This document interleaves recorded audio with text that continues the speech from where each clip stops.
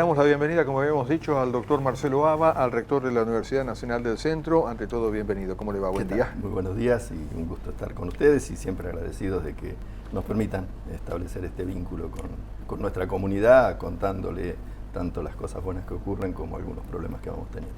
Bueno, de esos problemas, últimamente cada vez que ha venido hemos charlado de situaciones bastante complicadas, pero pareciera que se complica cada vez más el tema presupuesto.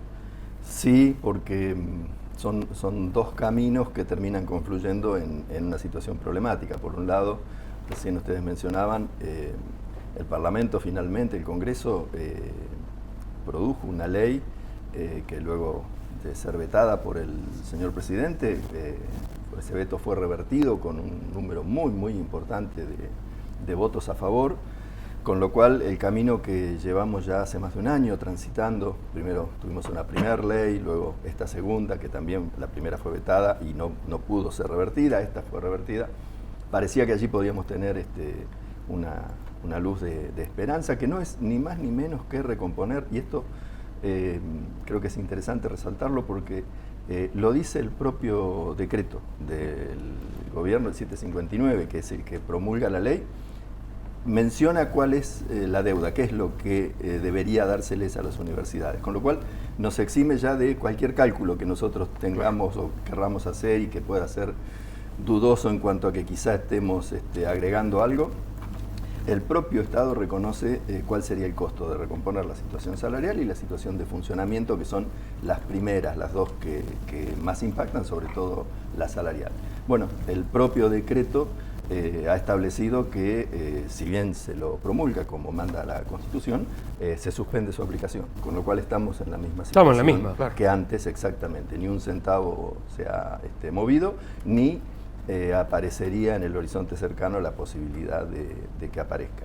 Eso es un problema muy grande para nosotros porque agotó la vía legislativa, que es sobre la que nosotros trabajamos. Siempre decimos, nosotros dependemos directamente del Congreso de la Nación, nos crea el Congreso de la Nación como universidades, nos controla a través de la AGN el Congreso de la Nación, digamos, tenemos una relación estrictamente de vida con el Congreso, y era nuestro camino de reclamo, que una ley nos proveyera de lo que realmente hoy estamos necesitando para funcionar normalmente y para que nuestros trabajadores y nuestros alumnos perciban por salario o por beca lo que, insisto, lo que corresponde por simple actualización de lo que existía a finales de diciembre del 23, no un incremento por encima de eso. Actualización. Es solamente actualización, exacto, no se crea absolutamente nada nuevo. Y yo decía, esto nos ha llevado, y podemos luego hablar de ello, ahora a recurrir al camino de la justicia. Ya a nivel legislativo no nos queda nada por hacer porque el Congreso, insisto, con la confluencia de muchas fuerzas políticas muy dispares, muy diversas entre sí, nos han acompañado con esta ley que traía, que no es una solución de fondo, pero sí que es un alivio a todas las problemáticas que estamos teniendo. Pero en paralelo, y también muy importante, empieza a discutirse el presupuesto nacional, donde por supuesto las universidades somos un integrante, somos una parte de ese presupuesto. Llevamos 2 años sin presupuesto, con lo cual estamos con un presupuesto que fue escrito o redactado en el 22 y entró en vigencia en el 23, y todo lo que haya ocurrido en este país, recuerden ustedes, periodos de muy alta inflación, están viniendo como sumas, en el caso de que se hayan recompuesto, como sumas adicionales, no como presupuesto, con lo cual hay allí una totalmente discrecional, absoluta, de que el gobierno dentro de la ley pueda decidir una partida, o quizá hoy es más lo que recibimos como subsidio, como partida adicional, que lo que recibimos por presupuesto. Si en algún momento el gobierno entendiera que no puede financiar esa parte adicional, bueno, estaría dentro de lo que hoy entendemos por un presupuesto que no existe. Por eso, para nosotros, la sanción de un presupuesto, más allá de nuestra situación particular, creemos que es una herramienta que el país se debe dar, lo necesita, y esto es, sea bueno o malo, digamos, más allá de lo que se logre acordar, el país necesita un presupuesto, se lo conoce como la ley madre, digamos. Sí, claro. Lamentablemente, la inmensa mayoría de las cuestiones que ocurren en la vida finalmente tienen un contacto con la parte económica, digamos. Pueden ser muy ideológicas, pueden ser muy filosóficas, pueden tener otro perfil, pero finalmente llevarlas a cabo implica dinero, y ese dinero, en el caso del Estado, está en el presupuesto nacional.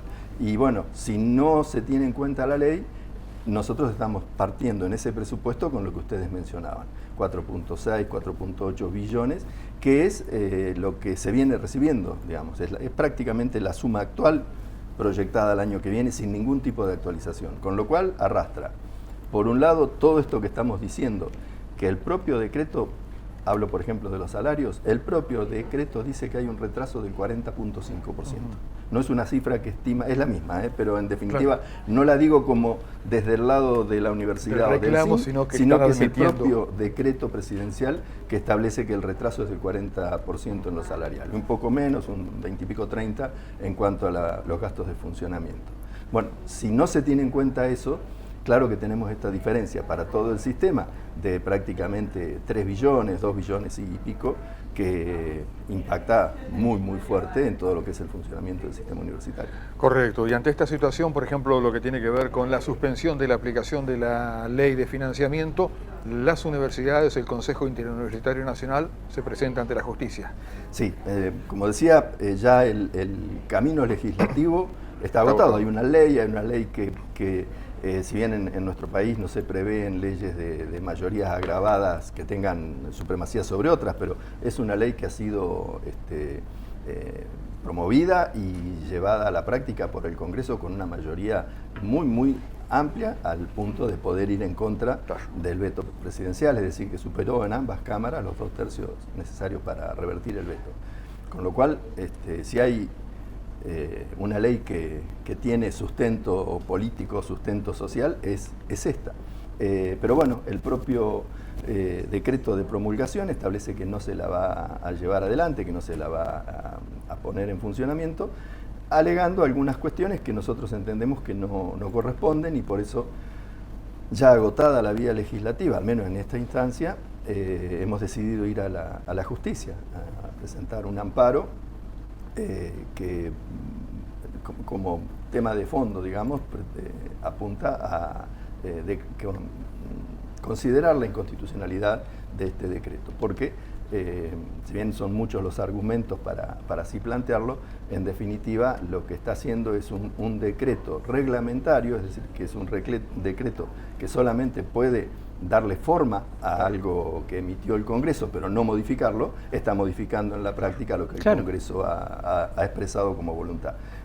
Son, insisto, variados los argumentos, es una presentación de más de 50 páginas, pero en definitiva apelamos a que la justicia nos acompañe en que el decreto es inconstitucional y por lo tanto se obliga al Poder Ejecutivo a ejecutar la ley. Mientras tanto, también presentamos una cautelar que es mucho más acotada en cuanto a la presentación, que apunta fundamentalmente a que más rápidamente de lo que pueda tardar el proceso legal se dé una solución a la cuestión salarial y de las becas estudiantiles.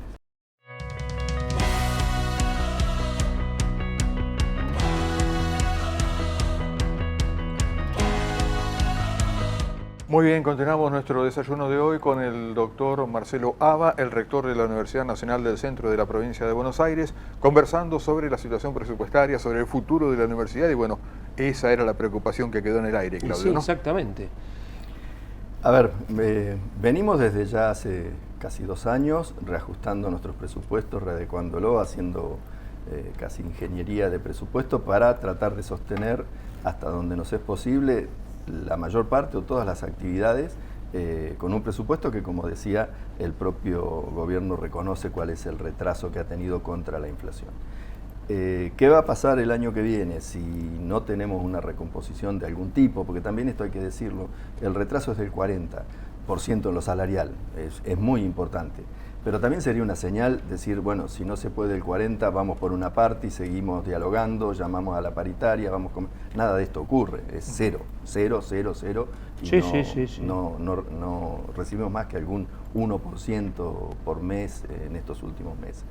Evidentemente la situación se va a seguir agravando. Ustedes creo que recién mencionaban, se esperan fuertes aumentos de los servicios. A nosotros los servicios son un componente muy importante de lo que la universidad gasta, porque tenemos mucha electricidad, mucho gas en el invierno. Bueno, si va a haber aumento de servicios, vamos a tener impacta allí. directamente, como iba a decir, como en cualquier familia, impacta más, obviamente, porque el consumo es mayor. Pero en definitiva, quizá el ejemplo de la familia sea bueno, porque ¿qué va a pasar con la universidad? Por supuesto que parte de nuestra defensa de la universidad pública es resistir a como dé lugar, y vamos a hacer hasta lo imposible para que la universidad no tenga que cerrarse. Sí, lo que vamos a ir perdiendo es calidad, es potencia en lo que la universidad hace. Quizá ese sea el objetivo de todos estos retrasos. Con salarios retrasados, con becas retrasadas, con una ciencia y una técnica que no recibe prácticamente financiación para sus proyectos, para sus trabajos de investigación, con un funcionamiento que también tiene un retraso importante, pero por el otro lado una inflación que empieza a dispararse y no recibimos nada como contraprestación, evidentemente vamos a empezar a perder personal. Nosotros todavía no tenemos una gran fuga fuga en el sentido de salida de trabajadores, pero sí empiezan las licencias de largo plazo, que sabemos que se deben fundamentalmente a salir a buscar a ver si hay alguna otra oportunidad. Nos cuesta renovar los puestos, es decir, cuando algún docente, investigador de muchos años se retira, deja el trabajo, bueno, salimos y no es sencillo encontrar un joven que por un salario que está apenas al borde de la línea de pobreza, piense en la universidad como un lugar de desarrollo de su carrera profesional, cuando después de haber estudiado una carrera, después de ya quizá tener trabajo como auxiliar alumno, tener todo ya una trayectoria en la universidad, eso es lo que le podemos ofrecer. Evidentemente, parecería que hay una intención de, como no se pudo avanzar en los proyectos que se mencionaron al principio de este gobierno, que tenían que ver con la privatización, la provincialización, los famosos vouchers, bueno, todo eso, y en muy buena medida por la sociedad que nos acompañó en cada una de las marchas que se hicieron, por el Congreso, que demostró que políticamente no había consenso para ir en contra de las universidades, no ha ocurrido, pero ir perdiendo capacidad de funcionamiento claramente nos va a ir afectando en la calidad. Es decir, la investigación empieza a perder potencia, se paran ensayos que quizás llevan años recomponerlos, los docentes con este retraso salarial, si les aparece una oportunidad, y es probable que alguno la tome, lo insisto, los jóvenes, ante la perspectiva de cuánto se puede llegar a ganar en la universidad y un trabajo en la actividad privada, y bueno, también probablemente elija ese camino. Entonces, trataremos de seguir funcionando, insisto, si ahora habrá que ver cuáles son los números, pero ni hablar si llega a haber una devaluación para nosotros, sobre todo en lo que es investigación, lo importado impacta fuertemente, pero de haber devaluación va a impactar en la inflación también. O sea, son todas cuestiones que lo que hemos tratado de equilibrar en este tiempo como para, con dificultades, pero seguir funcionando, se va a ir agravando, no hay otro camino, y ahí me parece que es un poco la metáfora, la idea que planteabas recién de la familia, ¿no? Si así sean 4, nosotros somos 25.000 o más como comunidad universitaria, pero si son 4 y el dinero que entra mes a mes empieza a resentirse, se come de menor calidad, no se compran las zapatillas que hacen falta, siempre algo hay que ir dejando, y eso en una estructura, solo por mencionar una, que tiene por ejemplo 90.000 metros cuadrados de edificio. Hoy estamos haciendo un esfuerzo enorme para mantener esa estructura y que no se nos venga abajo, y así todo estamos haciendo algunas obras, estamos reparando toda una aula especial en Quequén, estamos haciendo el gimnasio en Olavarría, que ya está listo, le falta luces y demás para inaugurar, estamos en la misma situación con un par de aulas, una galería muy grande en Salud, que es una obra que quedó detenida por el gobierno y que la hemos logrado llevar adelante desde la propia universidad. O sea, no solamente estamos sosteniendo lo que había, sino que estamos tratando de atender las necesidades de un crecimiento que venía dado ya en la universidad y que no encuentra soluciones de tipo económico. Pese a todos los obstáculos, la UNICEN está viva. es lo que repetimos y que a veces uno se queda con un sabor un poquito amargo, porque la noticia es, hemos ido a la justicia con un amparo para declarar una inconstitucionalidad, o sea, todo habla de problemas, y la realidad es que la universidad tiene una vida interna que, aún con estas dificultades, no es bueno que no se muestre, que no tengamos los tiempos para hablar de todo lo bueno que ocurre, y en eso la universidad sigue absolutamente viva. Sus trabajadores, docentes y no docentes, los propios estudiantes siguen poniéndole el mismo empeño de siempre y la universidad sigue teniendo actividades permanentemente. Feria, Semana de la Ciencia, es lo inmediato, por ejemplo, una de las acciones donde la universidad se muestra, ¿no? Por ejemplo, en la semana que viene, en el caso de Tandil, porque hay que recordar que nosotros somos una estructura regional y por lo tanto repicamos todo lo que hacemos, pero para el caso de Tandil, el día 12, desde las 9:30 de la mañana hasta la 1 de la tarde, estarán abiertos los laboratorios del campus para que todo aquel que quiera darse una vuelta y conocer, ver, que le cuenten lo que allí se hace, estará a disposición. Lo mismo ocurrirá en las otras sedes, pero también en esos mismos días tendremos un congreso muy importante sobre inteligencia artificial en la enseñanza, que es un tema que nos está atravesando a toda la sociedad, pero la universidad con más fuerza, porque somos generadores, usuarios, nuestros estudiantes los usan, los profesionales que generamos lo tienen que saber usar, entonces es una temática muy importante. Y bueno, habrá un congreso que se espera allí la presencia de por lo menos 500 personas. Va a ser muy bueno eso, realmente hace tiempo que lo están organizando y va a ser excelente. Además con ponencias vía Zoom de profesionales del mundo. Sí, sí. Y hace poquitos días, yo solamente por mencionar, hubo en el Centro Cultural una reunión también muy interesante de la Facultad de Exactas con respecto a inteligencia artificial y el ejercicio de los informáticos, digamos, no ampliado al resto de la comunidad, sino el ejercicio de su actividad. Y evidentemente nos encontramos con que en todos los aspectos de la vida empieza a aparecer la inteligencia artificial. Entonces, también la universidad tiene que ir adaptándose a eso. Estamos trabajando fuertemente en pasar nuestro sistema de carga horaria al sistema de créditos educativos. Bueno, también allí esperamos que esto tenga un impacto en la comprensión y en cómo se da la relación del estudiante con la universidad, porque las horas se miden todavía en términos de hora en el aula.